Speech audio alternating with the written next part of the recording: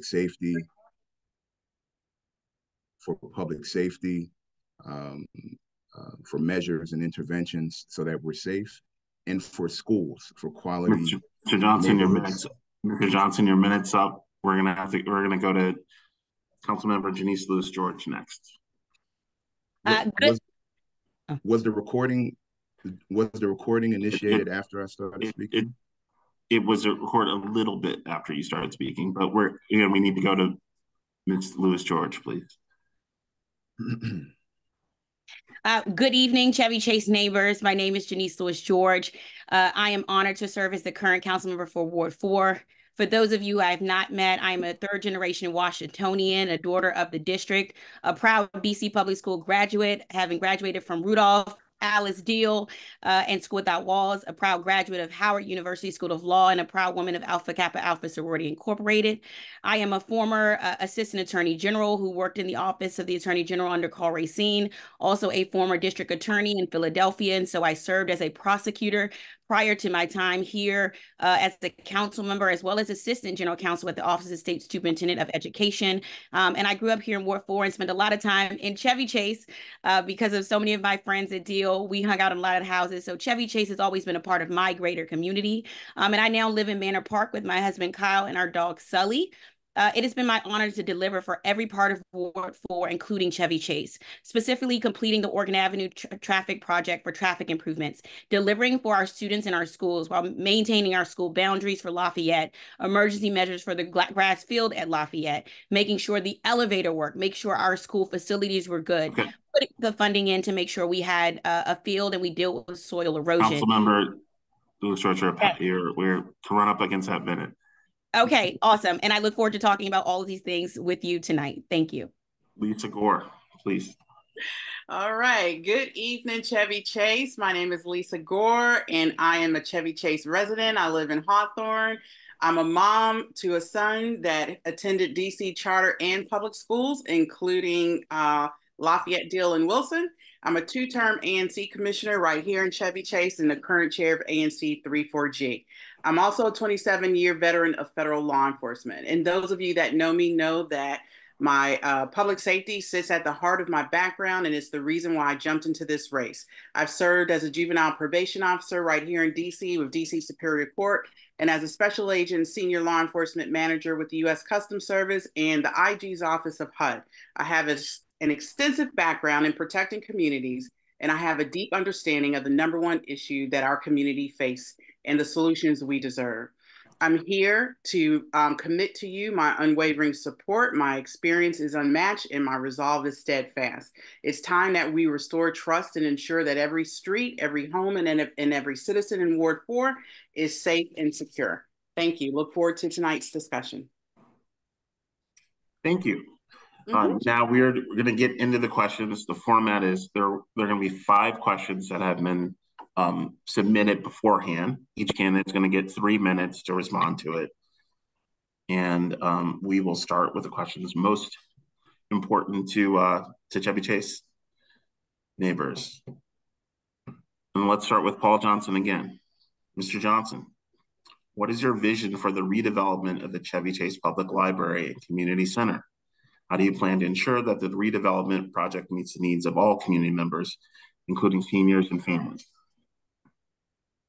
Thank you for the question. I've worked on these issues as a chair of ANC 4C on PUDs and issues before the Zoning Commission.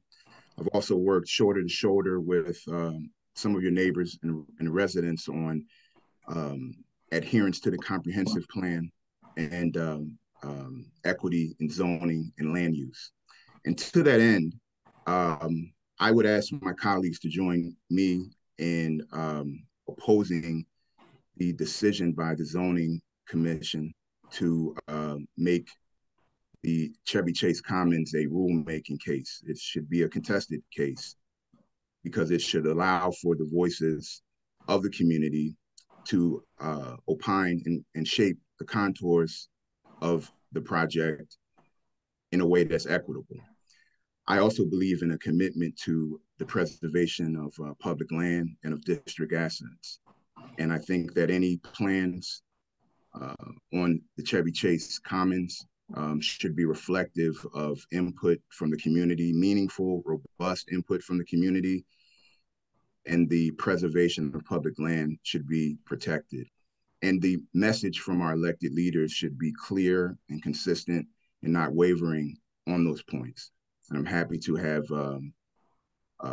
in my capacities, again, as ANC chair, to have successfully waged those fights, and would do the same with respect to this Chevy Chase Commons zoning, land use, and upzoning issue. Thank you. Thank you. Councilmember George, would you like me to reread the question? Yes, please. Okay. And is there a timer on the screen that we can see? There is not. I just am using a timer on my stopwatch. He actually went under. Okay. I wasn't worried about him. I just wondered. I didn't know if I was not seeing one. That's all. But you're gonna get 3 minutes. Okay. What's your vision for the redevelopment of the Chevy Chase Public Library and Community Center? How do you plan to ensure that the redevelopment project meets the needs of all community members, including our seniors and families?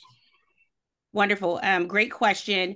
The Civic Core redevelopment, it's not sort of my vision. It's what is the community's vision? What is the community need? If it's a community center, it has to meet the community needs. If it's a community library, it has to meet the community library and the supports. The government hasn't done a good job listening to the community. And when I say government, I mean the executive branch of the government has not done a good job listening to the community. And it shows in the RFP that was released. I hear from Ward 4 residents about the need for more affordable housing. And obviously we need to do that, especially in Ward 3. And I support housing at a Civic Core if it is truly affordable and not just a pretense for enriching politically connected developers.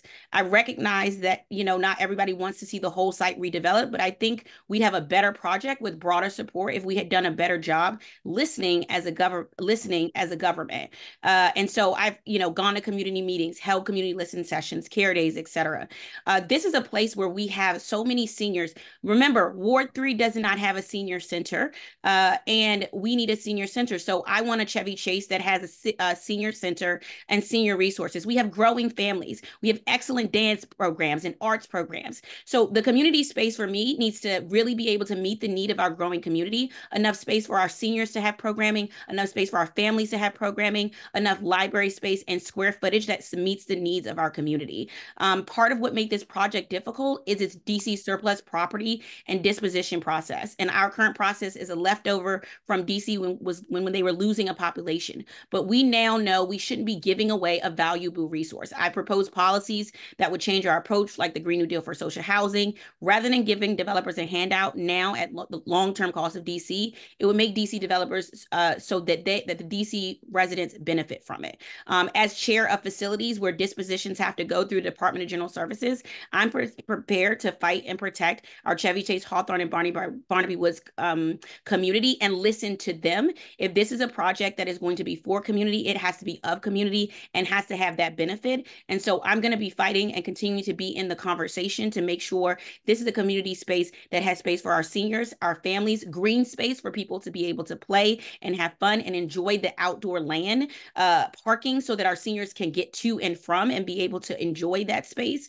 That's what a community space is. And so it's not my vision, it's the vision that I've heard from the Chevy Chase community. And that's what I'm going to fight for, and make sure that this is sort of an executive deal made to enrich some developers, and to adding on a question of, whether, and making it a fight about affordable housing, when it's really about a fight about who are we listening to and who do we listen to when we have projects that are meant and taxpayers' dollars are going to community needs. Thank you. Thank you. Lisa, I will reread the question, and then going forward, if you see me flash one finger, that means you've got 1 minute left. Oh, thank you. We all appreciate that. Yeah. I don't need to actually reread the sheet. Okay. I'll just start on this. So this is a project, obviously, that's very near and dear to my heart because I started as an ANC commissioner working on Chevy Chase Civic Core and also as chair of ANC 34G, doing a lot of community work, trying to get this project off the ground. And I definitely agree. This is about the community's vision. I think that there's also no dispute that the city, DMPED, Office of Planning, has made a lot of missteps. I wish we had a really robust community engagement process in the city from beginning to end. And that's not only with the civic core process, but throughout my campaigning in Ward 4, you would not believe some of the horror stories that other parts of the ward are going through as well. So we need to look at developing our engagement program when we come into affordable housing developments just in general, to make sure there's a lot more robust process. Now, we did advocate for the community, and we did get the community or the city to agree to a process called our RFP, which is far, far, far from perfect, but it is the only process that allows for the community to offer their ideas and preferences that is supposed to be baked into the RFP. And there's definitely issues with that, because that's also a city-driven process in terms of what those preferences come out in terms of the recommendations from the community. So it can be a lot more robust. There's a lot of work to do in that arena. But in general, I do want a project that is a mixed use affordable housing. I would love to see retail on the site. I'm a big proponent of retail space to help small businesses, particularly minority businesses. We have very few minority businesses in Chevy Chase. I know development teams are looking at this project and trying to institute 100% affordable housing. There's a lot of community groups that are recommending that. I would like to see spaces for seniors. We don't have a senior center in Ward 3. To have that project accommodate seniors with affordable housing at multiple affordability levels would be ideal as well. And we know from community feedback, green space, parking, making sure that our seniors have access to all parts of that site is critically important. Ward 3 has a very high senior population. And I know there's a lot of trade-offs when we talk about affordable housing, but we have to do just that. The project has to meet the community needs. And I, as a commissioner and as ANC chair, I tried to navigate that the best I could, and to work with the commission to make sure we advocate for what our community wants in this project. Thank you. Our next question is about public safety. We're going to start off this time with Councilmember Janice Lewis-George. Councilmember George, what strategies do you support to improve public safety in Ward 4? Thank you. How often do you attend the monthly meeting of the MPD in your district? Yeah, great question. Here's what we have to do and what we've been doing in order to improve public safety. And this is from my experience as a prosecutor, having worked in DC Superior Court every single day, having worked in classrooms as a city or core member, is this: we have to do prevention work, intervention work, and enforcement work all at the same time. It can't be one or the other. We can't pit them against each other. We have to be doing them all. Prevention work looks like the One's Leadership Academy that I funded. We put at McFarland to interrupt high-risk youth from entering into crews and gangs, teen space at Petworth Library, and putting conflict resolution like that's taught at Lafayette. I did a legislation to make that in all of our schools. Investments in prevention with at-risk youth, and our early income tax credit. Intervention looks like the work we've done to bring violence intervention, the Cure the Streets program in Brightwood and Petworth, the work I've done to create ceasefires amongst crews in our neighborhood to stop the gun violence back and forth, the Safe Passage programs funded at all of our middle schools and high schools, our by right public middle schools and high schools, our building block program where we were able to transform Kennedy Street and the Petworth neighbor by using every single agency in conjunction with our Metropolitan Police Department and 4th District. Every agency stepped up to make sure our community was doing good, focusing on those hotspot areas and those individuals who do majority of the crime. And that enforcement work, making sure our crime lab is accredited so we can actually prosecute cases. The Kennedy Street indictment, bringing people to court and to justice for causing harm in our community.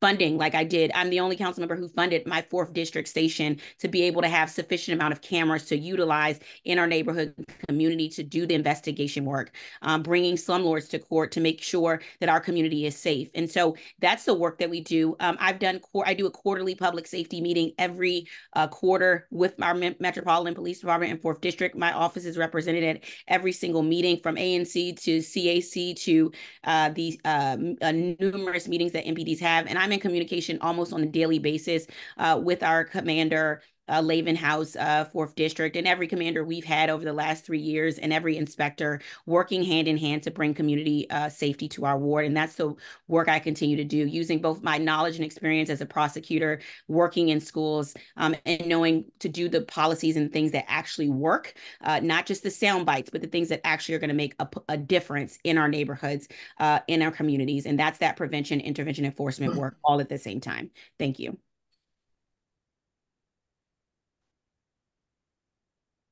Thank you. Lisa Gore? Sure. So I think, my background has really kind of prepared me for this role and this responsibility, having 27 years of federal law enforcement, which includes providing services to juveniles in the District of Columbia, both bilingual Spanish speaking and English speaking, working with families, being a certified addiction counselor, understanding that there are a lot of factors that are involved in this very extremely complex issue. My public safety plan hinges on 3 major areas, which is prevention, enforcement, and accountability. And in terms of prevention, I agree, we have to make sure that our community is strong, that our families are strong, and that our individuals living within our Ward 4 communities are strong and healthy. It basically looks like early access to support. Right now, our kids cannot get the services they need unless they're in the system, unless they're adjudicated or found truant. That's wrong. I can tell you, as a mom and a juvenile probation officer, we need to change this model and start providing services to kids and families a lot sooner, and identifying issues that look like risk factors for behavior that we don't want them to engage in. It also looks like strategic investments in communities and making sure that our neighborhoods are supported economically and socially. I have been at the scene at a few incidents in Ward 4, including the Spring Road shooting. I was there the day after the shooting occurred, and I can tell you I spent 2 hours in a community that was absolutely traumatized, where I had seniors tell me that they go into their house, they close their window, and they cry because they are so depressed, living in an area that's under constant threat of violence.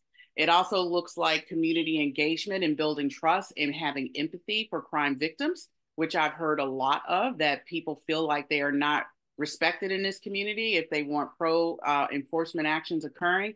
It also means effective policing, staffing. We need to make sure that MPD has the right resources to build and make case faster. I can tell you that as an investigator that has actually made violent crime cases, drug cases, white collar cases, you need to make cases quick. You need to bring your perpetrators to justice so that you're sending the right message, that if they commit those acts, they are going to get caught and they are going to be held accountable.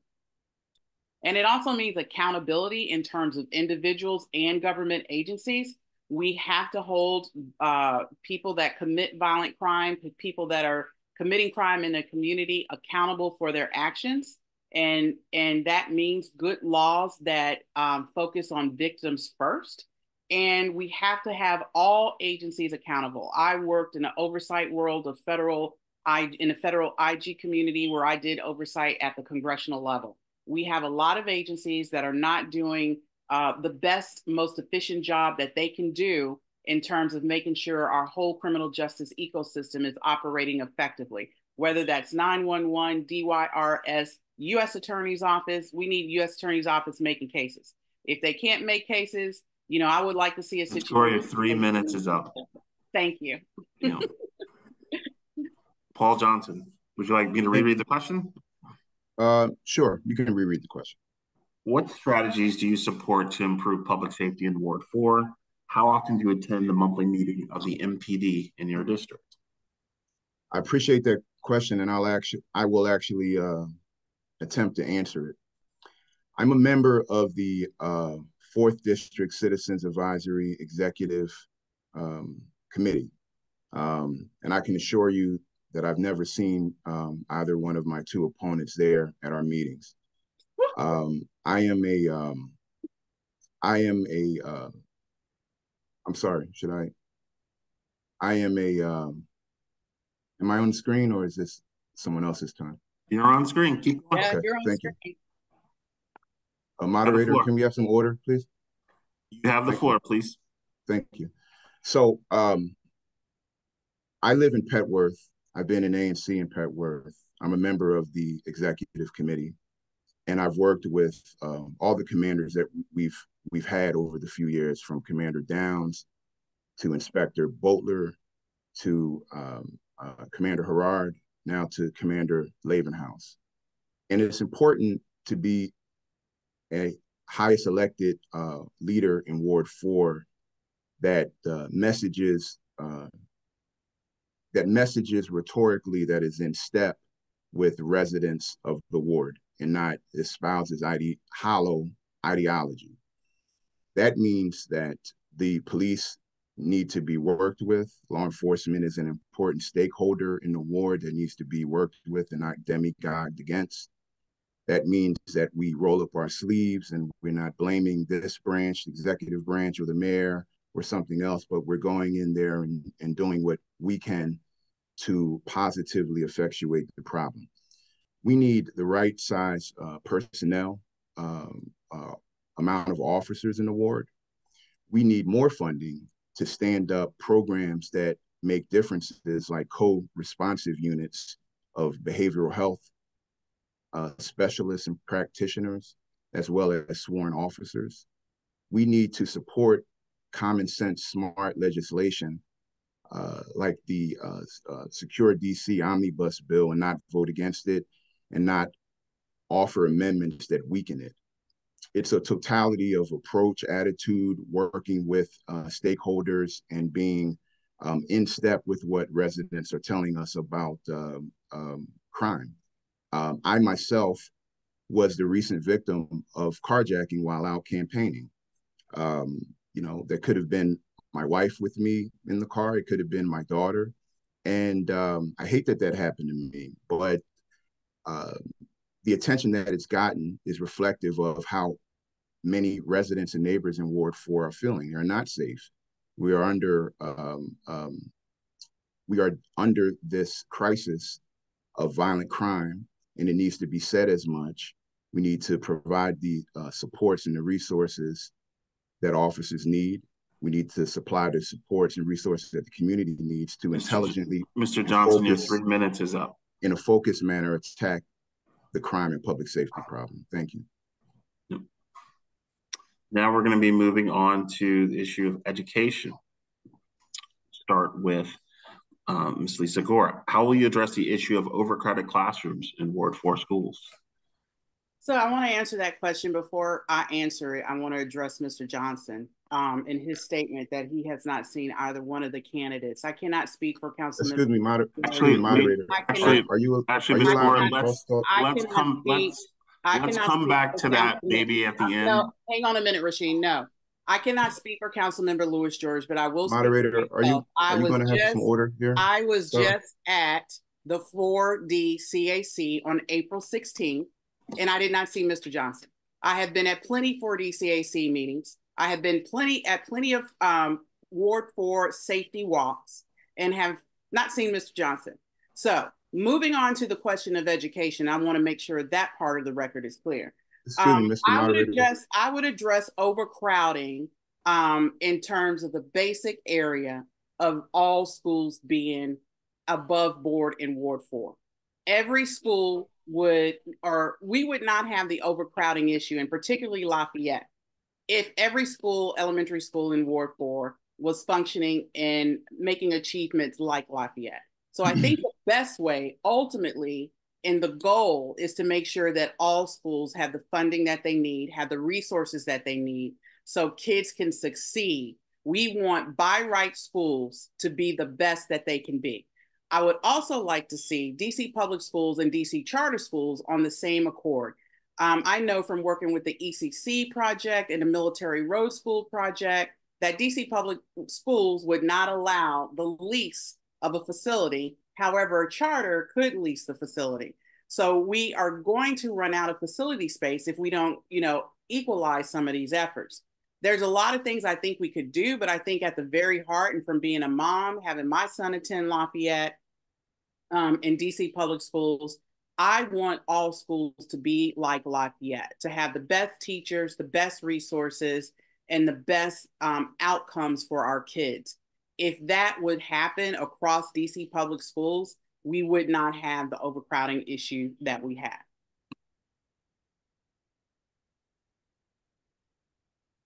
Thank you. Mr. Paul Johnson, how would you address the issues of overcrowding in our schools in Ward 4? I appreciate the question. And I'd like to add that I think one of the most important things from our leaders is maturity and temperament and respect. And I think that it's important for an important ward like Ward 4 to have leaders and representatives that model those behaviors of listening, of being respectful, of being determined to fight for neighbors, but also having the right comportment.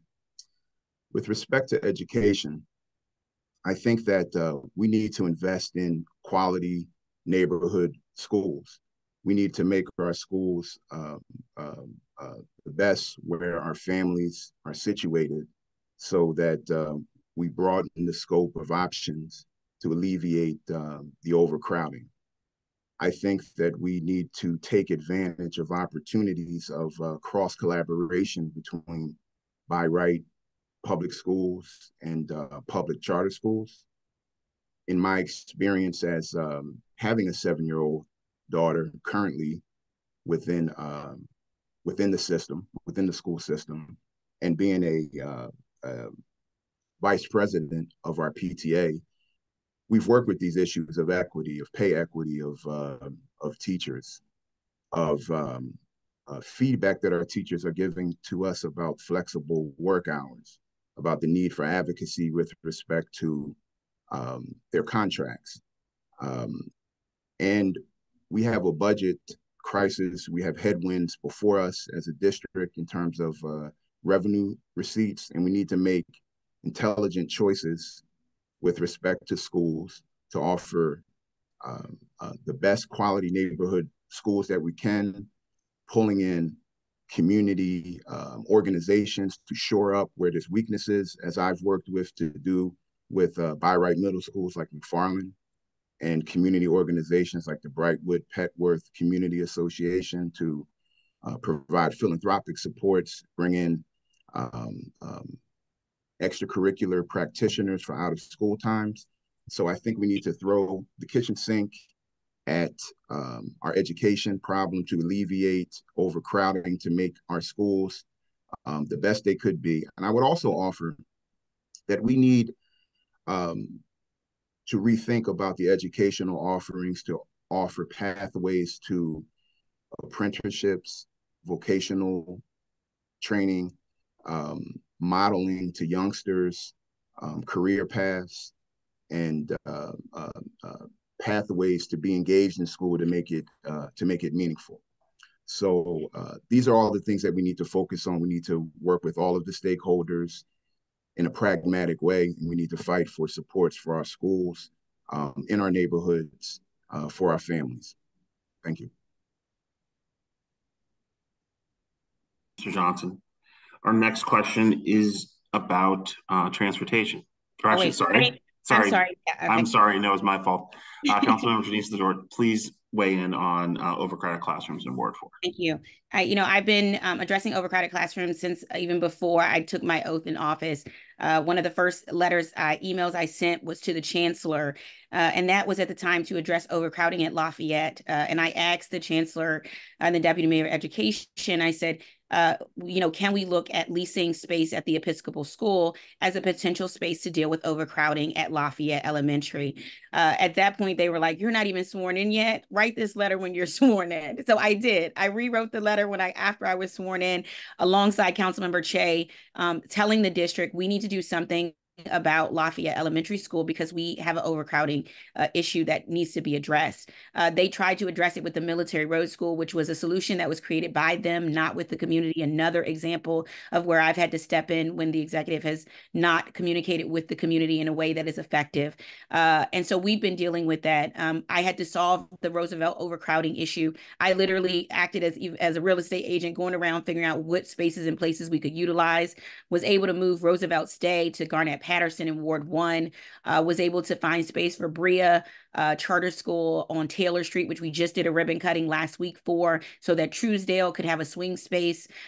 This is an issue at Roosevelt High School. I had to put $7 million for a new cafeteria because overcrowding at Ida B. Wells meant they could no longer share that space. So I've been dealing with this overcrowding issue. The real reality is that Ward 4 has a baby boom. The census came out. All the kids under 12 years old are in Wards 4, 7, and 8.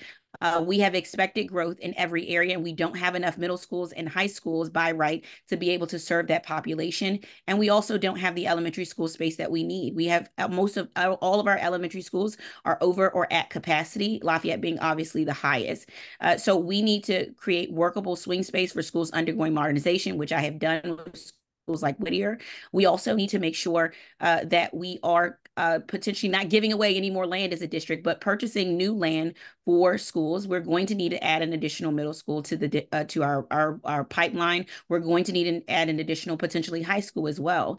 And so for me, it's been about we have to strengthen and face the reality of the numbers we have and make sure we're expanding the space we need. Going into this next term, my focus is going to be on addressing overcrowding schools the same way I've done at Roosevelt, I've done at Ida B. Wells, and the same work that I've been doing with Lafayette will continue. I also want to expand bilingual programs in our elementary school, address transportation as well as truancy issues that are arising in our school as well, because those are things that are going to contribute to us having strong feeder patterns and strong schools. And so as facilities chair, I've been in the schools, all the schools across the city, making sure our schools are ready on day one. I've prioritized traffic safety around our schools through our Safe Routes to School Act. And so this is, a part of something that I've been working on since the day before I was sworn in, and something I'm going to continue to work on to make sure our children have the spaces and places they deserve to learn in and our educators can teach in. Thank you. Thank you. We'll stick with you, Councilmember Lewis George. And right. I want to ask you, what's your opinion on bike lanes on Connecticut Avenue? Well, Lord, bike lanes on Connecticut Avenue. You know what? I'm just going to say, as a Ward 4 councilor, I never thought I was going to have to spend as much time on Connecticut Avenue as I have. Let me say this. I think this is, again, a district leadership missed an opportunity to fully engage the community in this process. Once again, we have a clear public process for projects like that, and that process has been ignored. And now everyone is frustrated, and that's not surprising. We obviously need a multimodal city. I believe in a multimodal city. That doesn't mean every mode should be used on every street.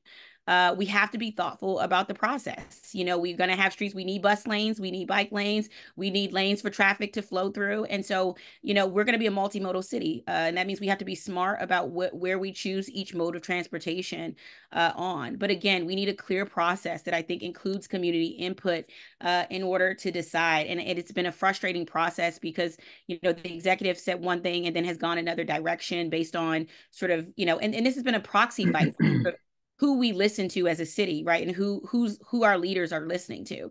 It was like, oh, well, this is going to hurt downtown, so no, this is no longer happening, sort of was the conversation that was had, and then they changed course. So it further shows, sort of the back and forth has further showed why this process has not been a good process at all.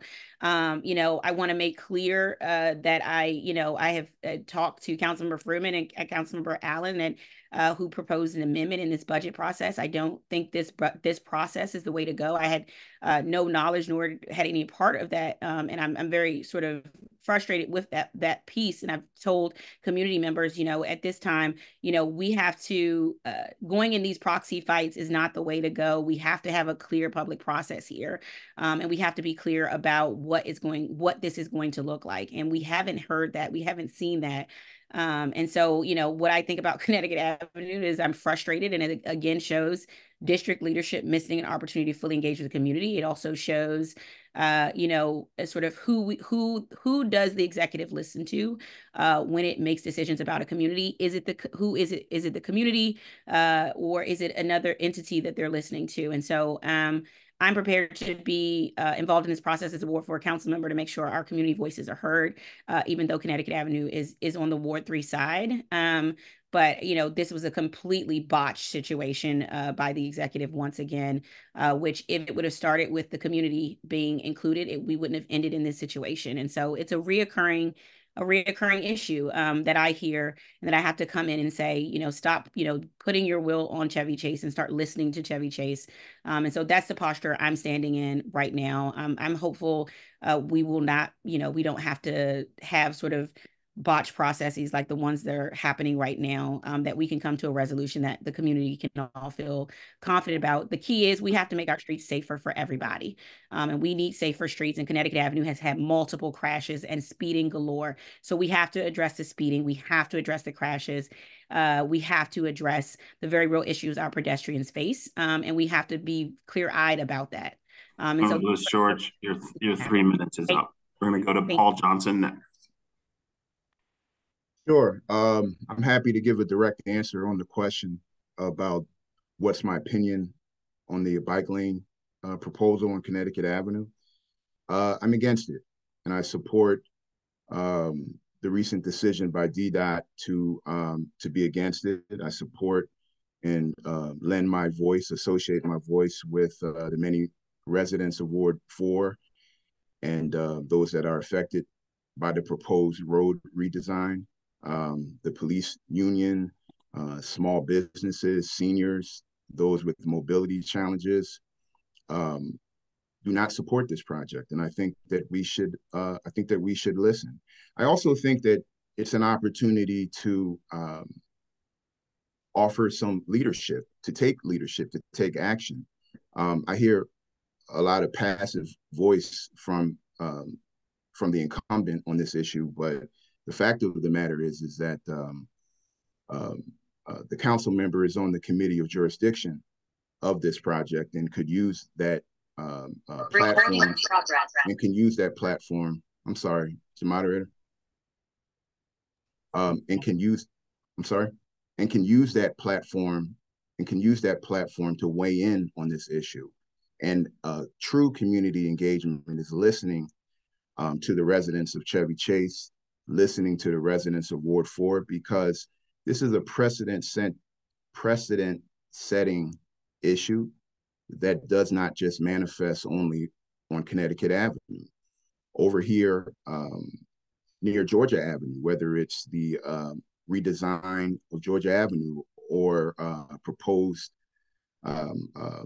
road use changes on Georgia Avenue that are out of step with what my neighbors and constituents are telling me, whether it's Grant Circle nearby where I live in Petworth, where there's absolutely no engagement, meaningful engagement, reflective engagement of the full spectrum of community here in Ward 4, Native Washingtonians, legacy Washingtonians, parents with children at daycares off of the circle. So I am against the bike lane proposal on Connecticut Avenue. I support DDOT and Director Kirschbaum's decision, and I lend and associate myself with the broad coalition of stakeholders that cite the negative effects of the proposal. And I think that we should listen to them. And I think at bare minimum, us running for the office owe you not filibustering, but telling you very squarely what our position is on the matter. And when we have a platform or ability to effectuate the matter, we should do so. Thank you.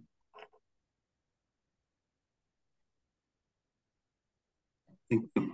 Lisa Gore? Yes, so let me apologize to the audience for losing video, but I'm back on. If that happens again, I'll jump on my phone. But again, this is another topic that's very divisive in the community, something I've worked on as a commissioner and as an ANC chair.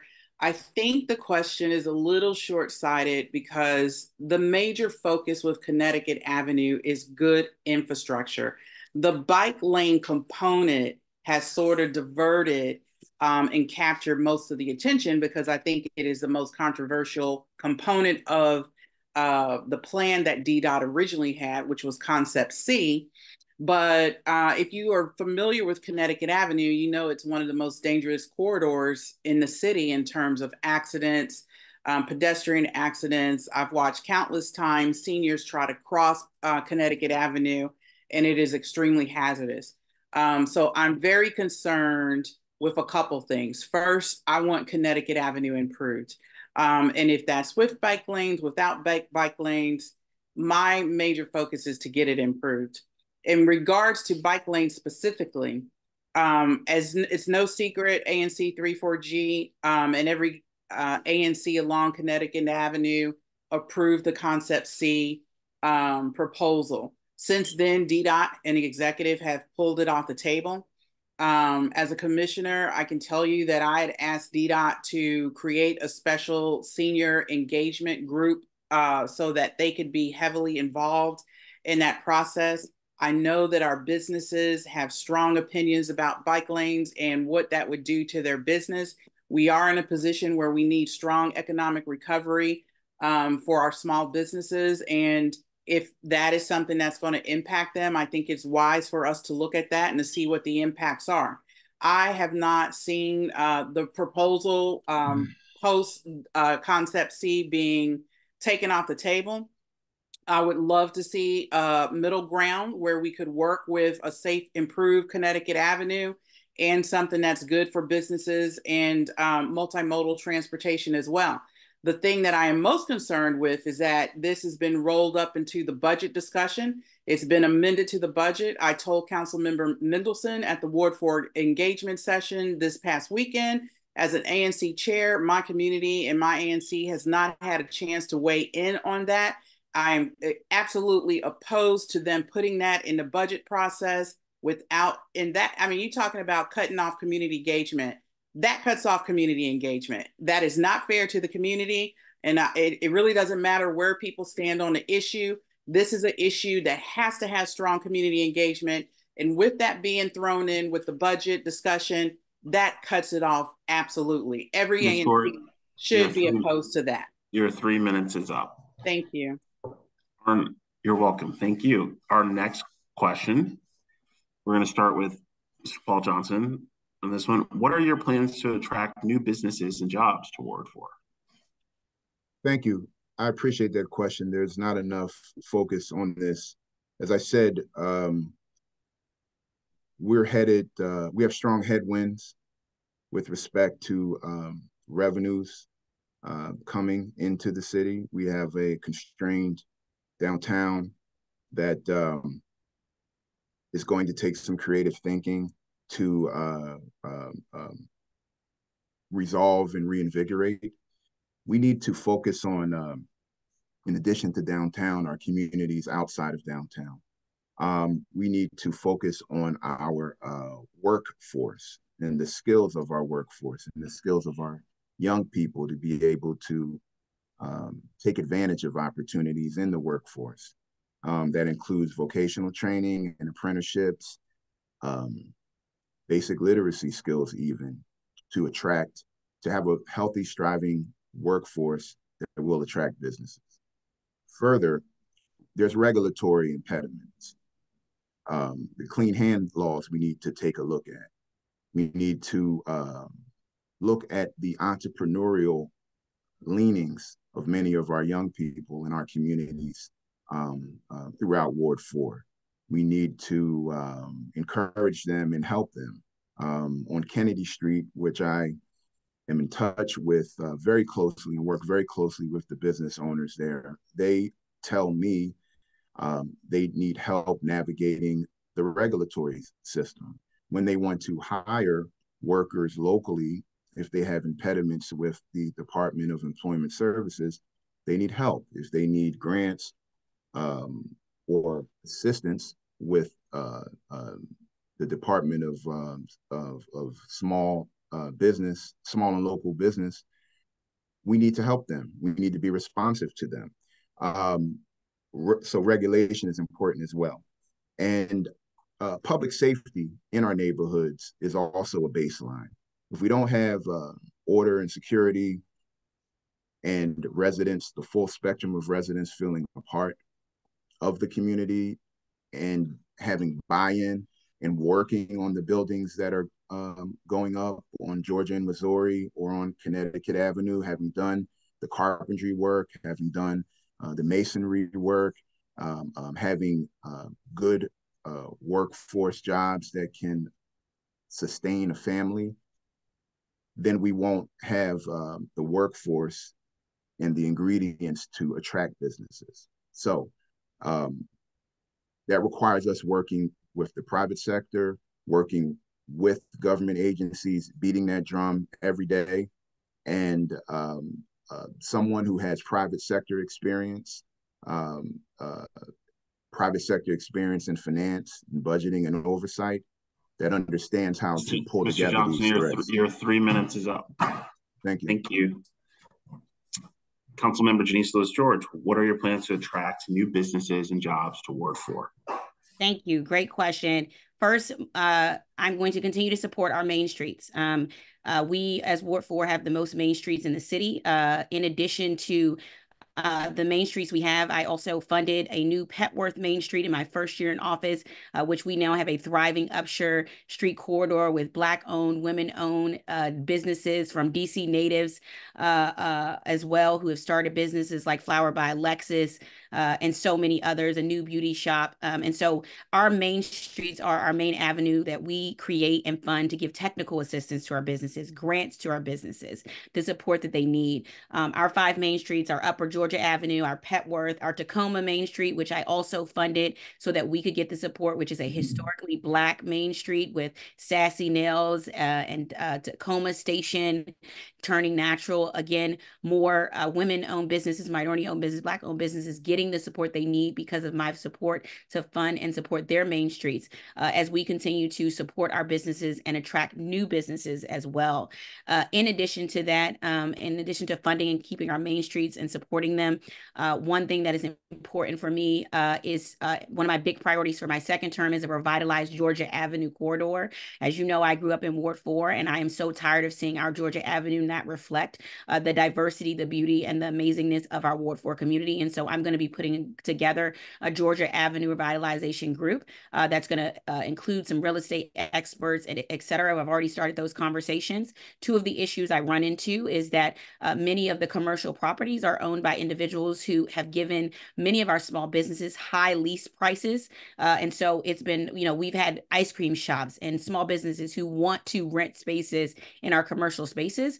And they've given them, $14,000 a month is the lease amount. And so many of those businesses are sitting vacant and blighted because the leasing prices that are being offered to small businesses are not viable and not appropriate. In addition to that, so that's a loophole. We have a number of vacant blighted businesses like 701 Kennedy Street that was supposed to be a pizza shop for 7 years that sits and does nothing, pays its taxes, pays the price of taxes as the price of doing business, but sits and leaves our community blighted. And so closing that loophole is also going to be important as I revitalize Upper Georgia Avenue and Lower Georgia Avenue to reflect, to look like Connecticut Avenue and have that vibrancy that it deserves. We've done a great job with Walter Reed bringing a Whole Foods to Ward 4, Starbucks and Jinya Ramen and so many other locations in that process, and supported Walter Reed development. So for me, it's going to be continuing to hinge on those supporting our small businesses, our women-owned minority businesses, addressing those loopholes with leasing prices, as well as with those who are leaving buildings vacant and blighted, and continuing to support our small businesses and bringing community members. I even do small initiatives like the Caribbean Bingo, which people enjoy, where I had them. Councilmember George, your 3 minutes is up. Yes, thank you. Thank you. Lisa Gore, what are your plans to attract new businesses and jobs to Ward 4? So this definitely is a question that's at the heart of who I am. I'm the daughter of a small business owner. My dad was the owner of his own construction company. He specialized in concrete. So I know how that feels to be dependent on small business for your livelihood. It put both me and my brother through college and got us where we are today. But I am concerned about the lack of involvement and the lack of focus of economic development in our ward in general, whether it's Georgia Avenue, Upshur, Kennedy Street, and connection to small businesses and making sure that they're thriving. My campaign started our campaign working with small businesses. We have done office hours with small businesses within the community, particularly minority, small-owned, women-owned businesses, and introduced a lot of community members to businesses that they didn't even know. So we've been walking the walk ever since we started this campaign. Definitely, the focus should be on decreasing the burden. I've talked to small business owners where they have enlisted their family members just to help them get through the paperwork and the regulatory processes in DC government. I think we can do something in terms of taxes on business. Right now, businesses pay a business equipment tax. I think we can eliminate that tax in particular, as well as some of the basic business fees to make it easier for people to go into business.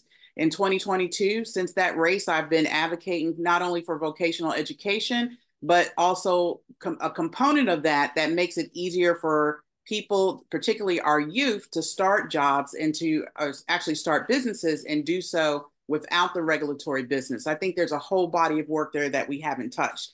Particular Kennedy Street and Georgia Avenue would be a primary focus of mine.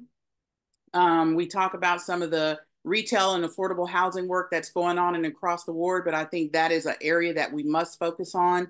I would love to start a retail investment fund where retail investments go back into that community, pop-up grants for retail, as well as basic retail grants for new businesses. I think we need to assess the properties within that area to make sure we understand what's vacant, what's blighted, who own it, and make sure we're working with owners to make those properties turned around. So I would like to see a vacant and blighted property task force to address that. And we need to start with, the basics, community events. We need to attract people to those avenues, to Georgia Avenue, to Kennedy Street.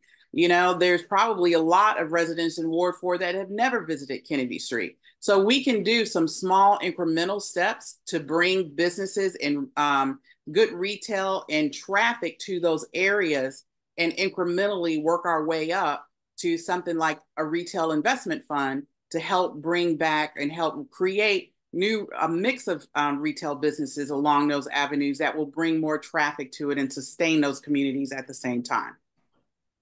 Thank you. So we've heard from everyone about the core issues that people wrote in about, and now we're going to take some questions from the chat. So if you'd like to ask a question, please attendees write them in the chat. We have one already. This person has a question for Ms. Gore. He asks, the ANC didn't have a hand in drafting our RFP. Why not? Can you explain that process? Sure. Basically, because it's a government process. It's a RFP, which a RFP is a legal process. ANCs don't have a role in drafting that. The ANC is basically under the RFP is under the basic premise of DMPED, who's the controlling government authority in drafting it. We did have input in terms of the community preferences. We attended those community preference sessions and helped try to steer conversations. We tried to make sure that the preferences were reflected in our RFP, but an RFP is a basic legal document that is put together by the binding agency. I wish we had more of a role, ANCs had more of a role in that process, but we did not as it current stands. Thank you. Would either of the other candidates like to respond to the issue of our RFP and the Chevy Chase development in Chevy Chase?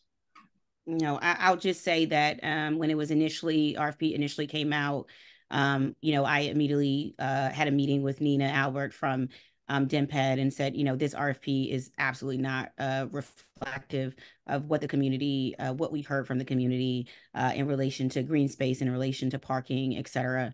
And may ask them to amend and make changes to the RFP. And so I continue to be involved in the as the RFP continues to be updated. I had conversations with the Ward 3 council member where this is located, as well as he adds for amendments to the RFP. And so it's an ongoing process, but it's important for us to be vigilant, constantly vigilant about what's happening with that RFP. Yeah, if I may, I would just add that this is an example of some money left on the table, so to speak. I mean, we need to look around corners a bit, have more of a working relationship with DEMPED to have some input on these practices and procedures. And there's been too many missed opportunities in the ward with respect to jobs, economic development, and growth, like the Armed Forces Retirement Home Development Project, which other council members were really involved in trying to commandeer that site during the redistricting hearing to create housing and jobs for Ward 4 residents, where we had a missed opportunity. Walter Reed, which had a long cycle of development. There's many existing businesses along the Georgia Avenue corridor which are not benefiting from that development, and the terms that were made under that deal have not been fully realized. That takes someone who is keeping their eye on the ball, being able to pull together public and private stakeholders to deliver jobs, resources, growth, and the best outcomes for district businesses and residences. And Georgia Avenue revitalization is something that from day one is something that should be worked on, not in the immediate or near future. So these are things that require leadership, looking around corners, keeping a laser focus on raising the wages of working class families, having our young people have jobs and remunerative opportunities. Thank you. Our next question is, what is your position on stopping DDOT installed curb extension bioretention basins in many parts of the Chevy Chase community? I will start with Lisa Gore. Sure. Well, we have had many issues, and I would say that I'm not absolutely against bioretention beds. I think ANC 34G has worked really hard to navigate that issue. I have to give out a shout out to Commissioner Sherman, who commandeered a volunteer group to help maintain those bioretention beds, which they're maintained by different agencies, not just DDOT. But ultimately, we have quite a few of bioretention beds that are in very, very bad shape. There is one right across from Lafayette. I was meeting with DDOT facility managers on, and literally I could not stand there because I was getting bit so terribly by mosquitoes. So we absolutely have a maintenance issue. And I think the community is very concerned about that. We're also concerned about the length of some of these bioretention beds. I believe 27th Street, I don't want to get the street wrong, but 27th or 28th Street had proposed bioretention bed that was, and I don't want to get the length wrong, 80 some feet. It was very long. It was, basically the width of two houses. It was proportioned disproportionately. The community came up with a fantastic solution, which included, keeping bioretention beds in that vicinity, but shortening them. I think one of the problems, again, goes back to DDOT and their tendency to ignore community needs. Here we had the community come up with a great solution that was completely ignored by DDOT, and we haven't gotten a response from them yet. So as a commissioner, as ANC chair, I've worked very hard, to keep a track of the bioretention beds in the community and to press upon DDOT and those organizations that are over those beds to maintain them. And that's the problem with them. If they're not properly maintained, the community is going to be very hesitant to want to put them in front of their property. They're also going to be hesitant if they're putting them in front of their property and losing parking.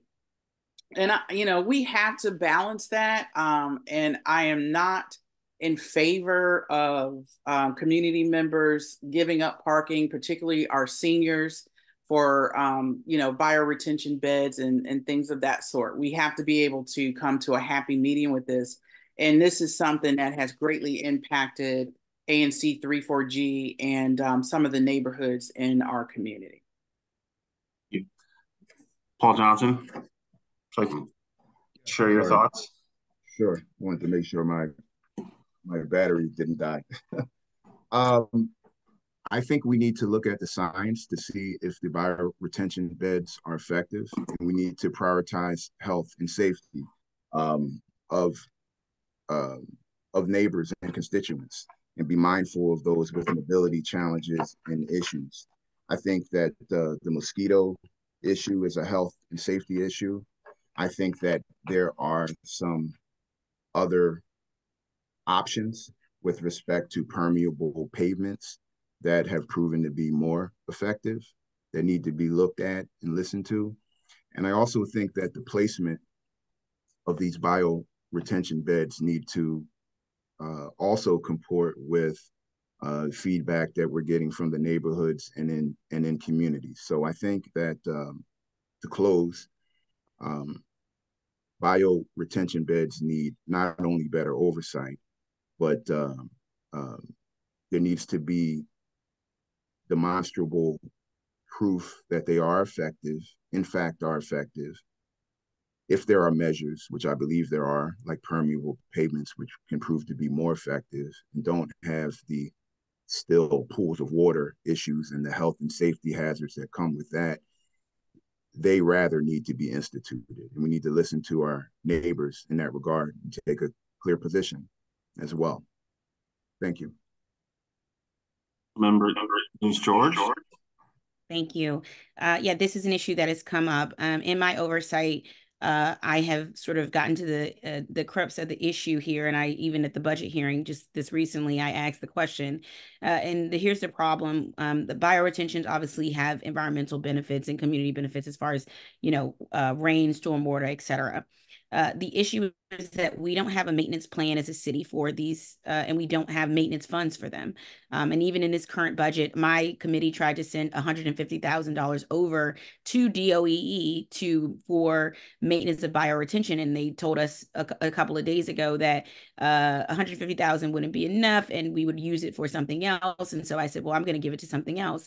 And I said, well, let me make this clear. If you all don't have a maintenance plan and you don't have maintenance funds, that means we're not putting any more bioretention spaces in across Ward 4, but across the city. And the directors affirmatively said, yes, that's what that means. We don't plan on putting any additional in right now because we don't have the maintenance plans or we don't have the maintenance funds.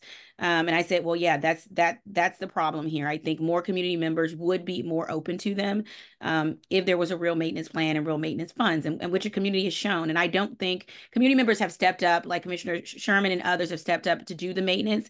But we pay a lot of taxes in the District of Columbia. We have a $21 billion budget sitting in front of us right now. So I don't think it should be up to community to be doing the maintenance of these bioretentions, and we shouldn't create a space based on a community member stepping up to do that work. I mean, we're grateful that community members do it, but that's not the barometer we should be basing this on. And then the issue of where they're located and who has requested them, et cetera, that's another process issue. Again, where we have to have DDOT really has to engage community. You don't just put it where you think it would be great. You put it where a community says, we want this because we believe in the environmental benefits of this. And we as a community are on the same page about these benefits. There are communities who do say that, and there are other communities who don't. So for me, there's the community process. But what we've done is said this: without a maintenance fund, without a maintenance plan, no more bioretention will be put in. The city isn't set to do any more of those, and this has greatly impacted our neighborhoods across Ward 4, from Crestwood to Shepherd Park to Chevy Chase, and so many, and Tacoma, and so many others in between. So that's where I stand on it, and stand ready to support when they have a maintenance and a maintenance plan and maintenance funds to support our community and how decisions are made around them.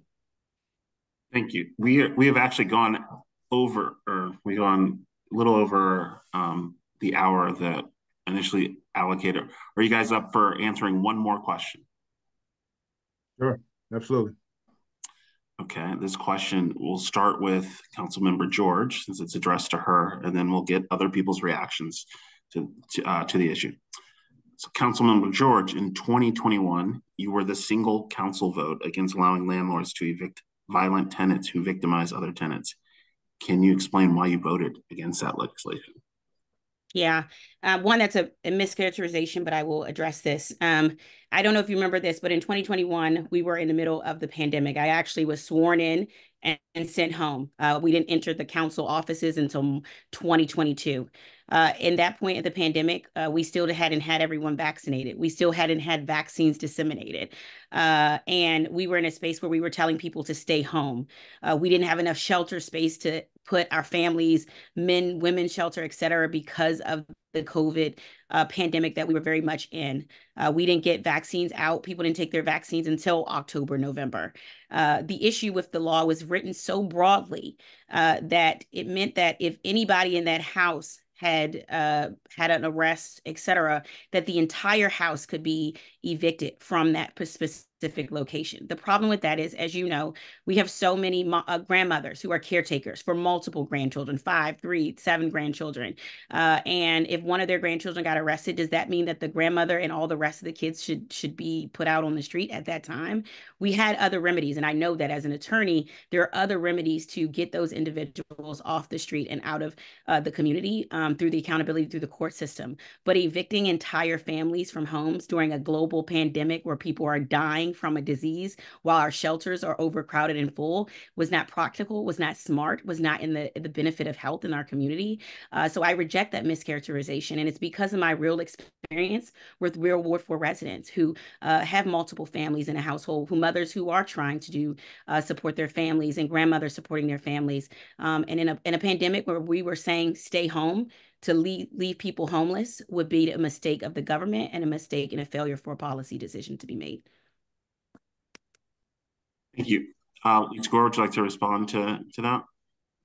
Well, the fact of the matter is the council member did take the no vote on the emergency declaration that was issued by Councilmember Anita Bonds. She voted on the underlying bill, but she voted no on the emergency declaration. So I'm not sure if it's a mischaracterization, but more of a reflection of her underlying ideology in terms of who is protected when it comes to violent acts. As a former federal agent that worked for the IG's Office of HUD and U.S. Customs Service, this is firsthand what I dealt with: violent tenants in housing. And I can tell you, I don't believe the intent of the legislation was to evict families. I believe the intent was to allow for the eviction of people that posed a threat to the safety of residents and people that lived in the building. Now, if that person is head of household, is there a possibility that they would have gotten evicted? That's what happened in the federal system. Yes, if they were head of household.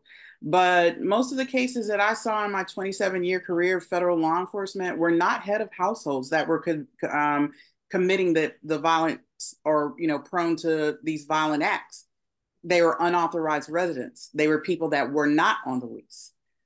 So that is the balance that we have to make. And that's where I believe background comes into play.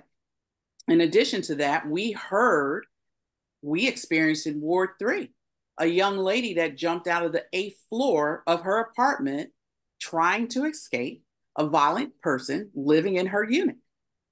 So we know during the pandemic that there were horrible incidents of violence occurring in housing because people were not being evicted. So we also know that domestic violence rose greatly during the pandemic. So we would have had a situation where we were forcing people, particularly women with children, who are sometimes the majority that you see on these leases, living with people that are violent and had no way to evict them. If you look at the emergency legislation video record of the vote, which I have looked at several times, I think you will find it fascinating to hear the rest of the council who voted in favor talk about their experience and talk about how this was a good carve out, that it was a carve out that was developed not only by pro-tenant advocates, but also people on the other side that were pro-enforcement. And they all talked about Councilmember Silverman, Councilmember Henderson, Councilmember Bonds. You go down the list. I think that's something that the general public should hear for themselves and decide for themselves. But this was a good carve out that deserved a unanimous vote by the council, and the council member voted no. Thank you. Paul Johnson, would you like to weigh in on this? I would. Just to make it plain, yeah, it was an unfortunate vote. It speaks to the need for leadership on public safety and accountability. If there are, and common sense policy and leadership. Of course, if there is violent, sort of menacing actors within a unit or within a building, there needs to be measures of accountability to do the best for the most to make sure that residents in the neighborhood and in the vicinity are safe. It's common sense, I would argue. And I think that it speaks to being pragmatic, being practical, and less ideological and doctrinaire. And I think that true tenant protections involve organizing, being in touch with your community, helping to stand up tenant organizations or reinvigorate tenant organizations, as I have done in Ward 4 on multiple occasions with Todd A. Lee Senior Homes, or with Taylor Towers residences, or with 4100 Georgia Avenue, being on the ground, being in touch, being accessible, and helping to empower tenants to ensure that their environments are safe. I think it also manifests in communities in Ward 4 like Brightwood that are being abused by slumlords, making sure that there is follow through, making sure that we move beyond just the headline of a press conference and actually helping to make residents whole if they are being abused by slumlords. I'm referring to a settlement by the OAG, which was talked about often, but went virtually unworked on for 2 to 3 years in terms of making the residents whole, or in terms of the residents getting money, while the district has received over the lion's share of the settlement. So I think these sort of votes that are out of step with the council colleagues and with the residents of Ward 4 with respect to common sense measures to deal with bad behaviors are not leadership. And I think that not following through on true tenant protections, as the examples I've cited, are an issue that I would redress and work on every day when elected as your council member. Thank you. I just want to say that first of all, moderator, are you allowing this ideology conversation? I'm allowing her to respond. And it's not something where it's a matter of not having leadership. It's about values, not ideology, but values. And if you're somebody whose family has been unhoused or experienced homeless or displacement, like my family, you look at values. Do you believe housing is a human right? Do you believe in human safety? So this conversation about ideology is not true. You know, I'm an educated policymaker and I make smart policy decisions based on the greater good of a community and our Ward 4 community. And I listen to neighbors, and our neighbors said loud and clear, please protect us. I was the only council member who got out there for Stay DC and held a session and helped neighbors with their applications in Spanish and Amharic, who've been on the ground fighting with tenants, landlords every single day. You know, every council member, you're going to have look at their voting record. I think this nitpicking and finding a 2021 vote is sort of a shows how shallow and opaque people's ability is to have a real, issue with me. And you're not going to agree with every vote every council member. Councilmember George, we're going to give everybody 1 minute. Board knows as a closing statement. I'm going to make smart policy decisions, educated decisions. Moderator, are you Councilmember George, we're just. No, I just want to note that. I'm going to cut you off. We're going to give everybody now 1 minute. Thank you. For a closing statement, and then we can send everyone home. Let's start with Mr. Johnson. This is our closing statement? Yes, 1 minute. Okay. Thank you so much for the opportunity, Mr. Carbon and your colleagues here in the Chevy Chase Civic Association. I'm excited about the opportunity to represent my neighbors, my constituents. I've worked very hard as a ANC chair, as a Ward 4 representative to the DC Democratic State Committee, as a father on the PTA, as a block and community leader. And I'm not a politician. I'm a community advocate that's stepping off the sidelines to step into what I see as a lack of leadership and a lack of pragmatism. We have issues of safety. We need smart, common sense solutions. We need people that work together with all stakeholders, and we need people that are in touch, not just during election time, but over the course of the time. Johnson, your minute's and I appreciate your support. Early voting starts May 26th. Johnson, your minute's up. We are going to move on to Councilmember Louis George. You have 1 minute.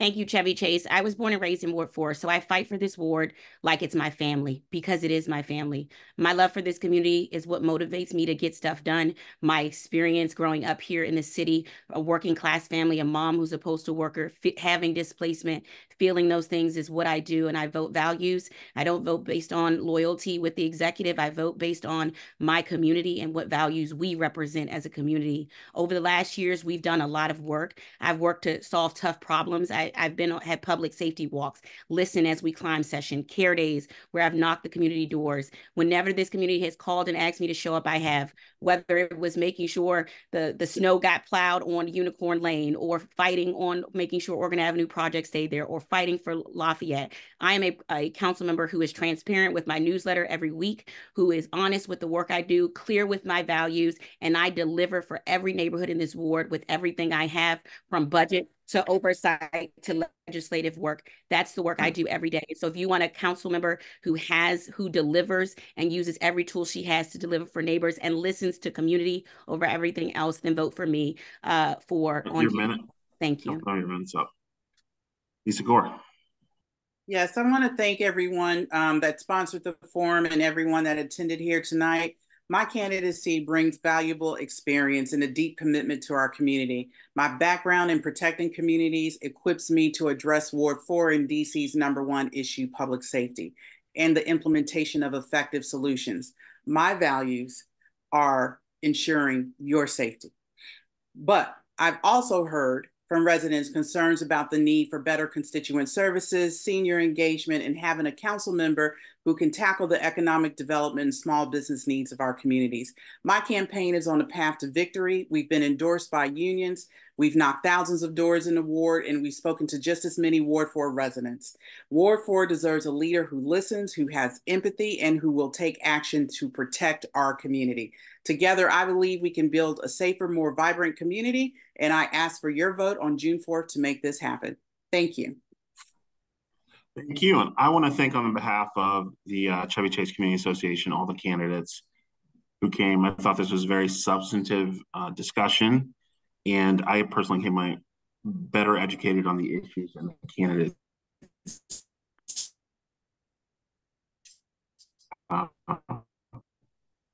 stances on those issues. This has been recorded, and this will be up in a few days. Everyone, enjoy the rest of your evening. Thank you. Thank you. Good night, everyone. Good night. Good night. Take care.